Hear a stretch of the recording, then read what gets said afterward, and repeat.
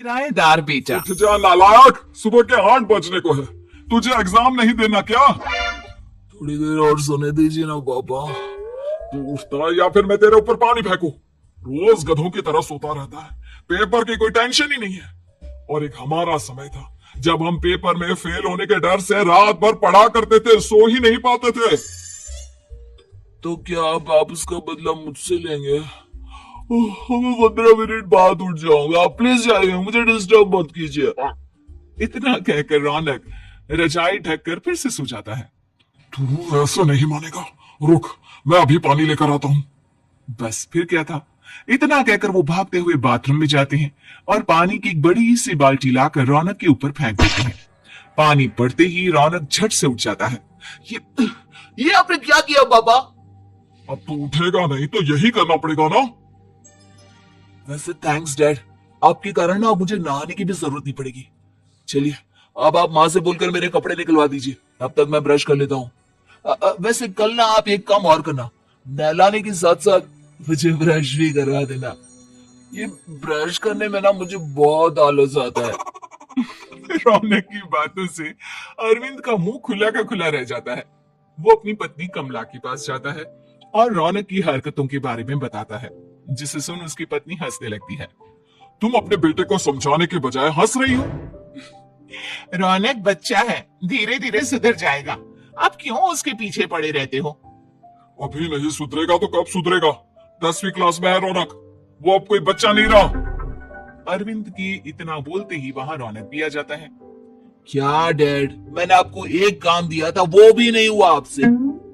अरे क्या हुआ बेटा? माँ, मैंने डैड से बोला था कि वो आपको बोलकर मेरे स्कूल की यूनिफॉर्म निकाल दे, लेकिन मेरे पीछे पड़ने के अलावा इनसे एक काम ढंग से नहीं होता। देख रही हो कमला, देख रही हो अपने लाडले को? अरे आप चुप रहिए जी। चलो बेटा, मैं तुम्हें कपड़े निकाल कर दे देती हूँ बस।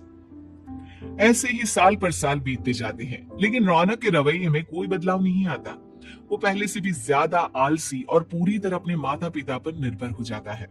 2 साल बाद पता नहीं कहाँ गायब रहता है पूरे दिन, अब तक तो आ जाना चाहिए था।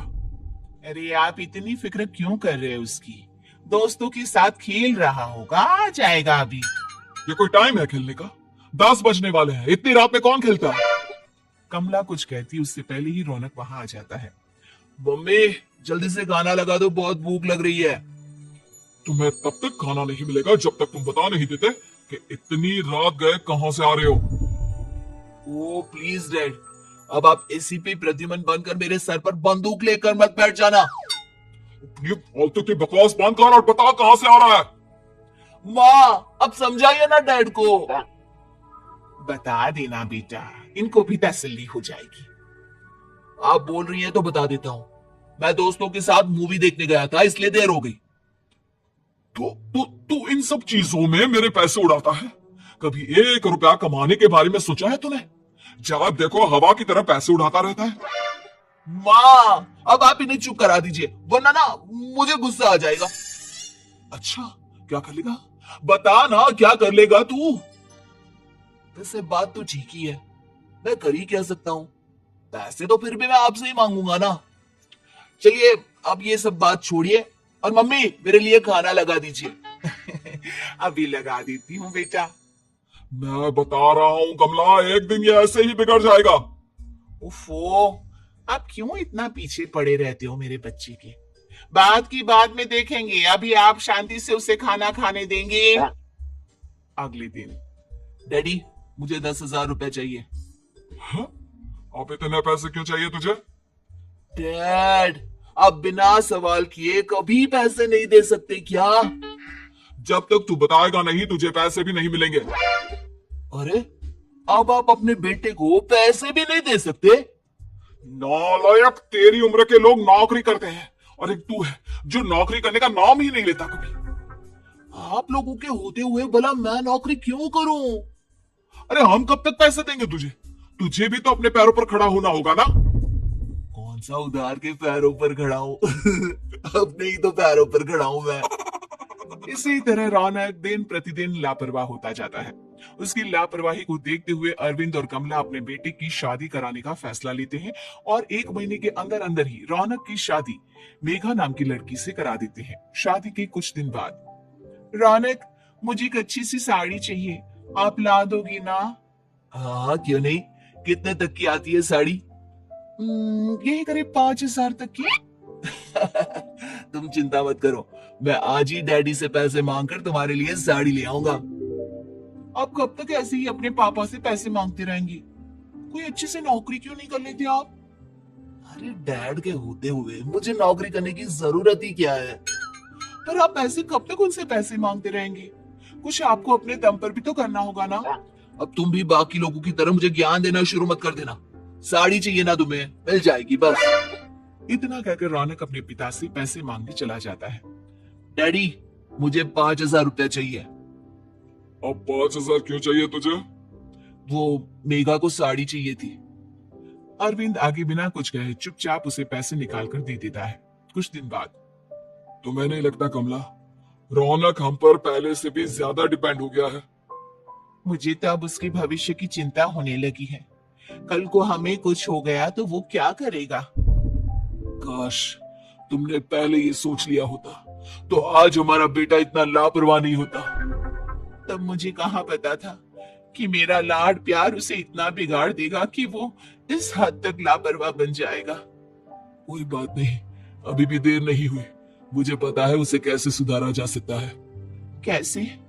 अरविंद कुछ कहता उससे पहले रौनक वहां आ जाता है और पैसों के लिए हाथ फैलाने लगता है।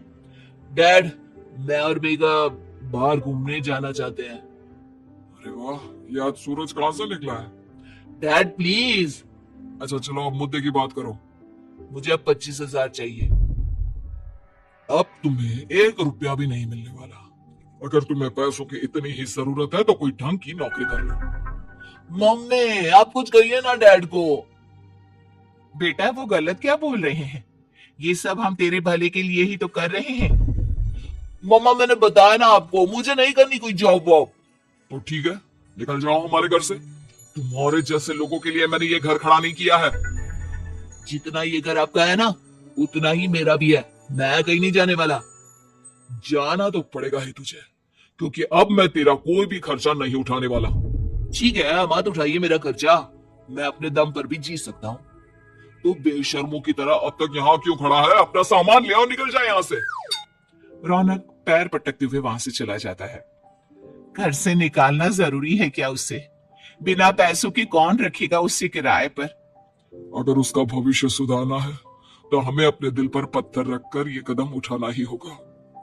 दोनों बात कर रहे होते हैं कि रौनक अपनी पत्नी के साथ एक बड़ा सा बैग लेकर घर से निकल जाता है, लेकिन घर से बाहर उसे कोई भी मुफ्त में अपने घर किराए पर नहीं रखता। अंत में थक हार कर वो फिर से अपने घर चला जाता है। क्या हुआ? थोड़ी देर पहले तो दहाड़ते हुए घर से निकला था, अब क्या हुआ?